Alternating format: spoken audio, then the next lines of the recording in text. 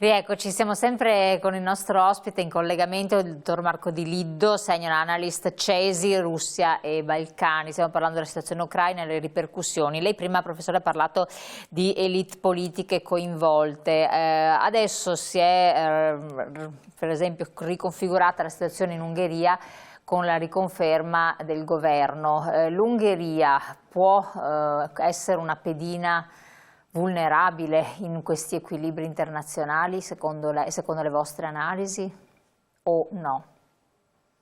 Meno di quello che si può pensare, perché l'Ungheria fa la sua partita politica, che è una partita politica estremamente influenzata dalle idee del leader, del signor Viktor Orban, che a qualsiasi costo mantiene una coerenza inflessibile. Quindi rispetto alla crisi ucraina, per esempio, l'Ungheria ha detto che è contraria a far transitare le armi che dovranno e che stanno supportando la resistenza ucraina attraverso il proprio territorio, ma assolutamente è disposta ad accogliere i profughi ucraini. Il risultato elettorale in Ungheria è inequivocabile, il popolo è ancora con Orban, anche se insomma in un certo senso alcuni elementi dell'Unione Europea criticano le recenti riforme della legge elettorale che tendono un po' a favorire il partito di potere. Io credo che la fedeltà atlantica ed europea dell'Ungheria sia fuori discussione, ma per un motivo che non è ideologico, non è valoriale, è innanzitutto pratico. Stare nella famiglia atlantica e nella famiglia europea è di gran lunga più conveniente che starne fuori. E quindi questa è la garanzia di fedeltà più forte che possa esserci. E allora questo ci tranquillizza. Portiamoci invece in Turchia, andiamo a Erdogan, andiamo alle trattative che si potrebbero realizzare proprio in Turchia. Perché la Turchia? Che interessi può avere? Ovviamente lei ne è molto molto consapevole, esperto, perché da tanto tempo analizza anche questi versanti, ma per i cittadini che non sono bene a conoscenza del dietro le quinte, che cosa può raccontare? Che, che- Guardi, il dietro le quinte mi piacerebbe conoscerlo più di quello che conosco, Nei perché non limiti ho del mai avuto il possibile. piacere, non ho mai avuto il piacere di partecipare ad un negoziato così di alto livello. No, Però no, ma posso proprio dirle. la Turchia, perché la Turchia sappiamo che nell'arco del breve periodo ha cambiato la sua posizione molto rapidamente, dal dover entrare, poter entrare in Europa così molto tranquillamente, invece ha una posizione molto più dubbia, no? Quindi, Eh, Guardi, all'epoca il fatto che la Francia ed altri paesi europei avessero messo il veto sostanzialmente all'ingresso della Turchia in Europa fu accolto con grande scetticismo, perché in un momento di grande entusiasmo per l'allargamento europeo, l'ingresso della Turchia era valutato come l'ennesimo tassello di una famiglia che diventava sempre più grande. In realtà, col senno di poi, forse i francesi ci videro un po' più lungo di altri paesi, perché già intuirono quella che poteva essere la svolta autoritaria di Erdogan. Alcuni dicono che la Turchia è diventata autoritaria ed Erdogan è diventato autoritario perché non l'abbiamo fatto entrare nell'Unione Europea.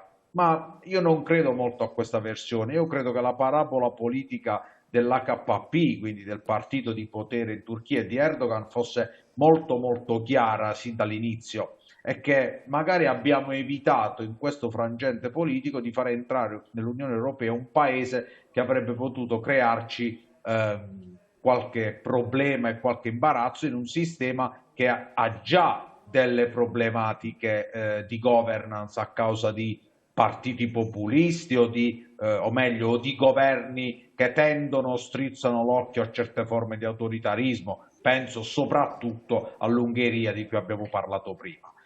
Per la partita ucraina la Turchia cerca di rilanciarsi sul piano internazionale dopo una fase di critica e di isolamento dovuta ai rapporti con la Turchia, alla conduzione della guerra in Siria. Con l'opera di mediazione Erdogan vuole far diventare il suo paese il ponte ideale tra l'Occidente, e quindi la NATO, e la Russia, e soprattutto mira a ristabilire il proprio status, di affermare il proprio status di potenza regionale nell'area euro-mediterranea orientale, quindi dal Mar Nero alle coste del Mediterraneo orientale. Per fare questo ha bisogno di parlare con chi? Con la Russia, con l'Ucraina e con i paesi rivieraschi del Mar Nero che fanno parte dell'Alleanza Atlantica.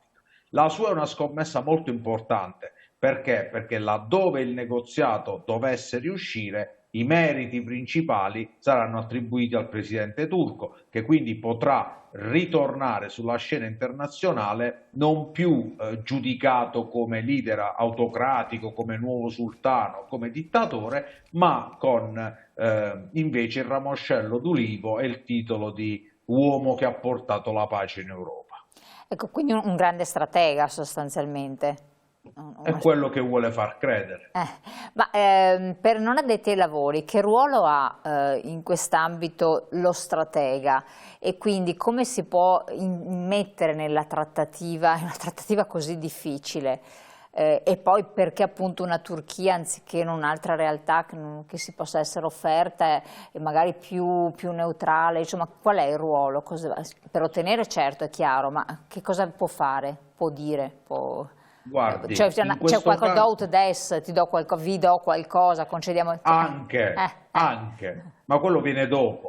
Di solito il mediatore cosa fa? Deve essere un paese che innanzitutto deve avere alcuni interessi nella regione dove scoppia un conflitto e deve avere una presenza. Perché? Perché deve essere in grado anche di dare delle garanzie rispetto alla crisi regionale. In più deve essere riconosciuto come interlocutore politico affidabile e attendibile da tutte le parti in conflitto. In questo caso è riconosciuto come tale sia dalla Russia sia dall'Ucraina.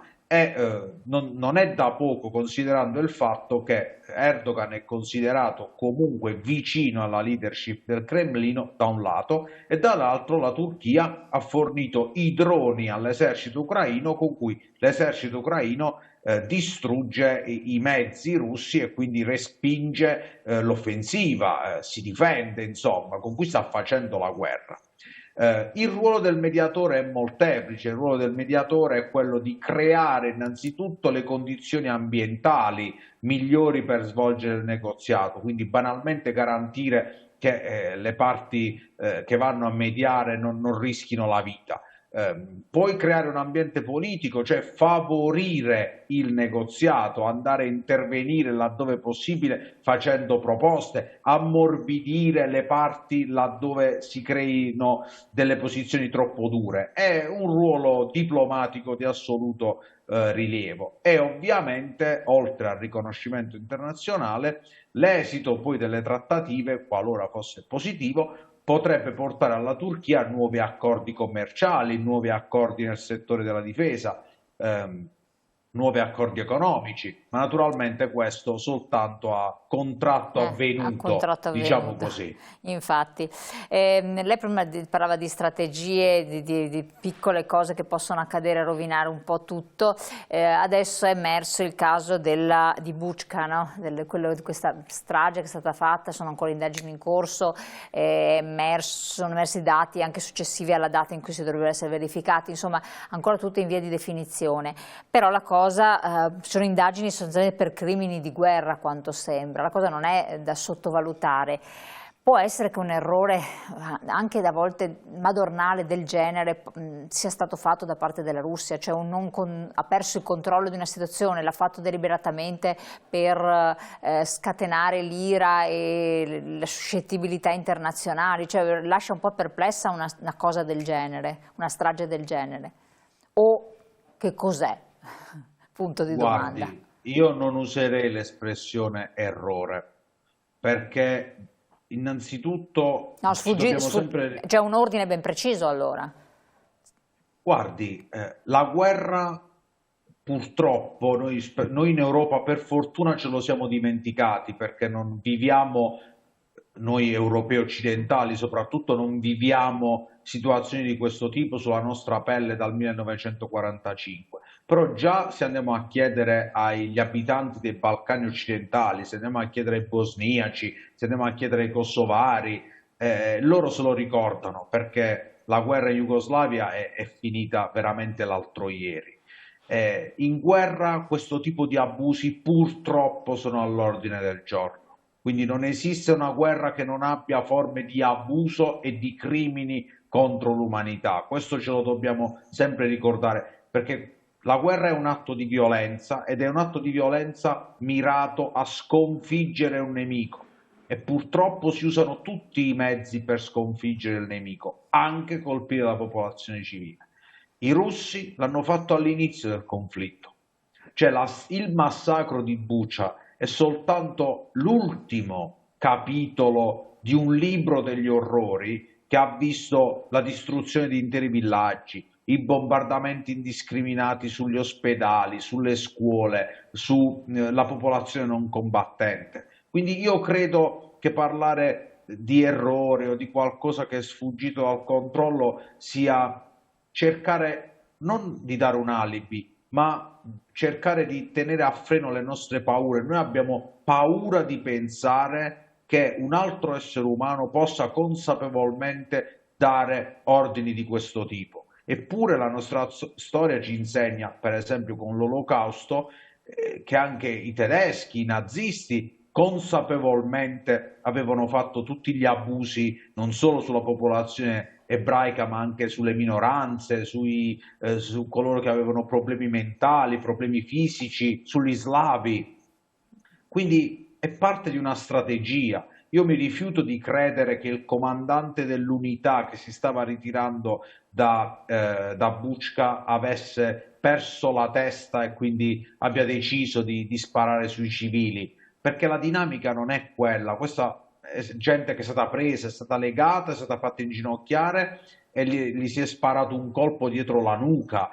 Quindi non è un'unità che in preda alla rabbia, al terrore, alla cieca furia di guerra ha cominciato a sparare su una polla. Qui c'è stato un rastrellamento, i civili sono stati presi dalle case, quindi è una volontà esplicita e consapevole nel compiere questo massacro con l'intento di terrorizzare la popolazione e di fiaccare la resistenza ucraina. Il problema del calcolo russo in questo caso è che questo tipo di avvenimenti non fiaccheranno la resistenza ucraina, anzi aumenteranno Infatti. la rabbia popolare e la volontà di resistere e Infatti. soprattutto renderanno il negoziato Sempre più ancora più difficile. difficile con l'Europa. Bravissimo, Perché infatti da come si quello... fa a trattare con una persona, con uno Stato che ordina o che adotta simili politiche di guerra? Ma infatti è proprio quella la perplessità, cioè in un momento così fragile, in cui comunque si cercano degli approcci negoziali, avere delle indagini per crimini di guerra, commettere dei fatti atroci del genere, non va che a acuire situazioni di grande tensione e anche poi in un indomani che dovessero ricrearsi situazioni di equilibrio, pacifiche, tranquille, eccetera. Oddio, è un peso, è un macigno notevole, insomma, come lo è stato Assolutamente sì. Assolutamente sì, dottoressa. L'unica cosa è magari io non voglio sembrare cinico in questa affermazione, ma cerco di fare sempre l'analista, quindi di vedere, un po' di analizzare quella che è stata, no, l'evoluzione anche della guerra nel corso della storia dell'umanità e delle relazioni internazionali. Eh, Questo incubo e questo tipo di azioni raccapriccianti noi le abbiamo già viste per diversi giorni nel conflitto ucraino, l'abbiamo visto all'epoca delle guerre in Jugoslavia, l'abbiamo visto in Africa ogni volta che in Medio Oriente. Nonostante questo, dopo le parole di sdegno, dopo le condanne, ci sono azioni più o meno forti, ma alla lunga, in alcuni casi, altri tipi di interesse prevalgono. Quindi questa è la mia paura più grande, cioè che a un certo punto ci si abitui a questo tipo di orrori si esprimano condanne, si impongano più sanzioni, ma nel lungo periodo le logiche dell'interesse, le logiche del profitto prevarranno sulla giustizia per le vittime e per una reimpostazione dei rapporti politici internazionali su basi diverse rispetto a quelle attuali. Quindi vittime sacrificali calcolate, insomma, fanno parte di tutto, tra virgolette, del gioco, purtroppo, è una cosa abbastanza incomprensibile perché siamo nel 2022, non si dovrebbe ragionare e muoversi in questi termini, ma ai noi purtroppo invece è così. In Europa non ce lo si aspettava, insomma.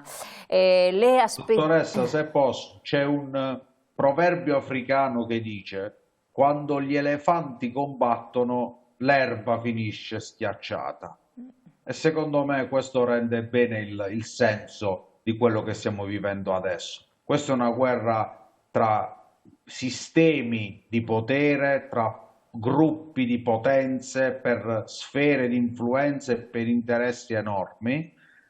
E in questa sfida il popolo ucraino combatte innanzitutto per la propria libertà e per il proprio futuro politico, e certe volte la mia impressione è che il popolo ucraino sia quel fascio d'erba chiuso tra le zampe degli elefanti che combattono. Eh sì, purtroppo sì. Crimea e Donbass, di cui si è iniziato a parlare, poi sono ritornati in gioco, adesso nuovamente, ma interessano veramente così tanto o soltanto sono un espediente? No, no, interessano tantissimo. La Crimea è fondamentale. La Crimea è fondamentale perché è l'accesso principale russo ai mari caldi, quindi al Mar Nero, ed è importante perché consente alla Russia di avere un dispositivo militare sui mari caldi e quindi sul Mediterraneo, la famosa base di Sebastopoli, e anche per il suo valore storico e simbolico per la politica russa. Il Donbass è importante perché il Donbass è una regione ricca dell'Ucraina, ricca di miniere, ricca di terra fertile, è una regione che andrà ricostruita dopo la fine della guerra perché le infrastrutture sono state ovviamente tutte distrutte dai bombardamenti. Vista l'importanza della Crimea, c'è bisogno di collegarla al Donbass e al resto della Russia tramite un corridoio terrestre, il famoso corridoio di Mariupol. Per questo motivo Mariupol è così importante, perché consente alla Crimea di ricongiungersi alla madrepatria russa attraverso il continente, non attraverso un piccolo ponte, il famoso ponte di Kerch, che attualmente è l'unica via di collegamento tra la Crimea e la Russia.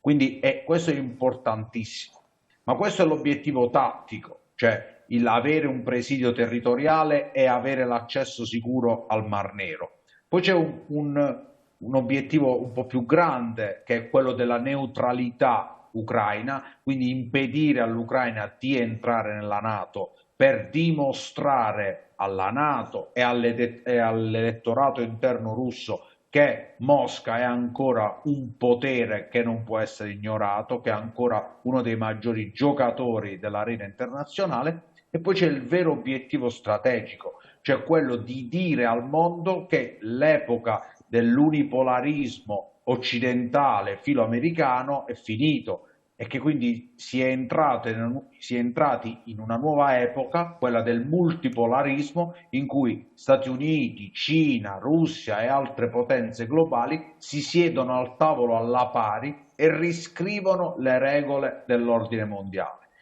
E la Russia, ovviamente, per la prima volta nella sua storia, si trova nella posizione di poter raggiungere tutti e tre questi obiettivi insieme in un'unica guerra. Per questo motivo è così importante per Mosca quello che sta avvenendo in Ucraina. Avere le concessioni sul Donbass, avere le concessioni sulla neutralità sono funzionali a dire al mondo: l'epoca americana, l'epoca occidentale è un ricordo del passato. Da oggi si decide diversamente. Però agli occhi del mondo civilizzato comunque questa è una strategia del terrore, perché la Russia non è un paese tecnologizzato, evoluto, eccetera, ma è un paese enorme, dove ci sono due centri nevralgici importanti e ricchi, dove ci sono pochi ricchi e tanti medio poveri. Quindi questa non è una potenza strategica di peso e di rilievo, tanto è vero che la Cina sta facendo la politica di far crescere internamente la popolazione anche economicamente, proprio per avere un peso strategico rilevante. Invece la Russia non lo sembra quasi... Assolutamente sì. Però la Russia è uno dei principali fornitori di energia e di materie prime al mondo e soprattutto alla bomba atomica. Ecco, E la quindi bomba quella chiude atomica, tutto. Terrore, quindi. permette di andare sull'arena internazionale e di muoversi in maniera molto più disinvolta, nonostante l'esercito convenzionale non sia sicuramente a livello di quello statunitense, ma anche qualitativamente a livello di quelli dei paesi NATO, Certo. anche se l'economia non è un'economia che produce ricchezza e valore aggiunto come lo fanno altre economie al mondo, anche se non si crea progresso tecnologico, anche se ci sono tutte quelle vulnerabilità che lei diceva. È Chiaro. vero, popolazione, ricchezza e forza armata sono i tre pilastri di una potenza che vuole emergere, però è anche vero che nell'epoca del nucleare noi non possiamo sottovalutare il ruolo che può avere la minaccia dell'uso della bomba, perché in questa guerra la minaccia dell'uso della bomba è stata fondamentale Chiaro. per impedirci di fermare il Cremlino. Ora, naturalmente, voi chi ci sta guardando e lei capirà benissimo che si tratta di misure però destinate alla lunga a chiudere il paese su se stesso, perché ovviamente se la Russia può fornire al mondo solo gas e petrolio e non può fornire innovazione, è destinata inevitabilmente a diventare una potenza in declino, un po' come era l'impero ottomano all'inizio del Novecento, quindi poco prima della prima guerra mondiale. Come farà ad evitare questo processo di decadimento? Chiudendosi in se stessa. Questa sindrome della fortezza assediata caratterizza la Russia sin dalla sua formazione come Stato moderno, e alcuni segnali del tipo l'isolamento dalle reti internet globali, la creazione di sistemi di integrazione finanziaria alternativi a quelle dominate dal dollaro e quant'altro, fanno capire come il paese forse sia pronto ad entrare in una nuova fase della sua storia in cui veramente sarà un po' più isolazionista o al massimo si rivolgerà a quei partner che ne condividono le Chiaro. modalità operative o che condividono parte del binario strategico, quindi sostanzialmente la Cina. Chiaro. Professore, è stato chiarissimo anche questa volta, la ringraziamo veramente tanto. E il tempo a nostra disposizione è finito. Come sempre ci si auspica di non doversi rivedere a fare sempre i punti della situazione, ma ahimè temo che, mi fa piacere rivederla naturalmente, ma dovremo anche riaggiornarci magari con anche altre panoramiche in base al suo lavoro di analisi e di valutazione. Tanto le auguro buon lavoro, grazie molto di essere stato qui con noi. Grazie a voi, condivido quello che ha detto. Io spero sempre che quando mi chiamate è l'ultima volta che lo fate, perché così vuol dire che nella prossima puntata avrete altri argomenti più lieti, più pacifici di quelli che purtroppo discutiamo quando ci sono io. Grazie, grazie molto, è stato gentilissimo. Il dottor Marco Di Liddo, senior analyst CESI, specialista Russia e Balcani, grazie, è stato qui con noi. Comunque in ogni caso faremo i punti della situazione un po' più all'anno e tempo, è sempre doveroso farli anche perché lei è molto chiaro nelle sue spiegazioni.